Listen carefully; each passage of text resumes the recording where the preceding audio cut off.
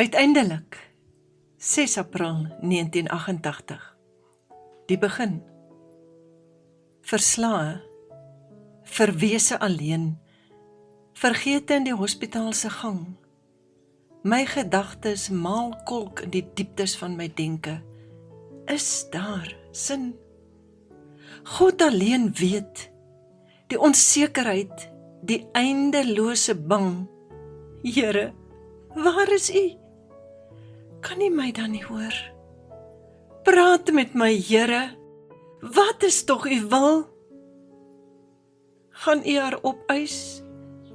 Gaan ons haar verloor? Praat met my, Here. Voor U alleen raak ek stil. Kanker is 'n diagnose. Nee, Here, net nie dit nie. Hoekom? Sy is dan maar 'n kind. Hoekom nie ek? Hoekom sy? Nee, Here, net nie dit. Hoe, Here, hoe gaan ek dit verwerk? Daar sin in vind. Stilte, verwese, so alleen hier in die hospitaalse gang. Wat nou? God is stil.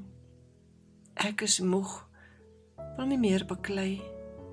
Verstaan nie, kan dit nie glo, nog steeds net die bang. Wat se swaar lê daar voor? Is dit seer? Gaan sy ly? Vir my het die lewe sy sin verloor. Groot oog lê sy daar en staar na niks. En ek smag om God se stem te hoor. Stilte. God, praat tog met my. Stilte. Niks. Die trane brand my wange as ek na haar staar en in my diepste wese met God worstel en beklei en hom met diepe verwyd vra waarom hy haar wat net 8 maande oud is, so laat ly. So slinger en vroeg ek deur maande van verwyd en hel. En ek sien hoe die kankersiekte my kind verwoes en verniel. Haar tenger lyfie verwring van pyn en elke kankersel vernietig dit wat ek vertroetel in die binneste van my siel, totdat ek pateties ineenstort by die voete van my God. Ek is moeg, Here. Ek kan nie meer nie. Vergewe. Uiteindelik, hoor ek reg? Ja, dit is God. My liewe kind, ek is die groot geneesheer. Sy sal lewe.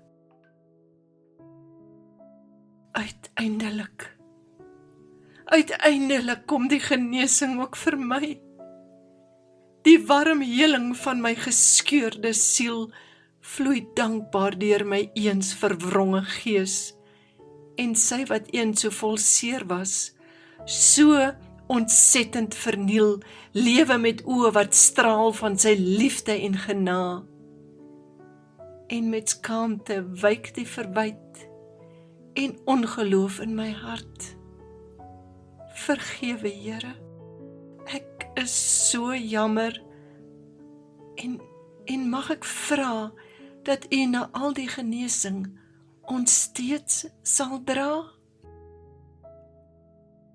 Geskryf deur Mani Meyer, gelees deur Margaret Bennett.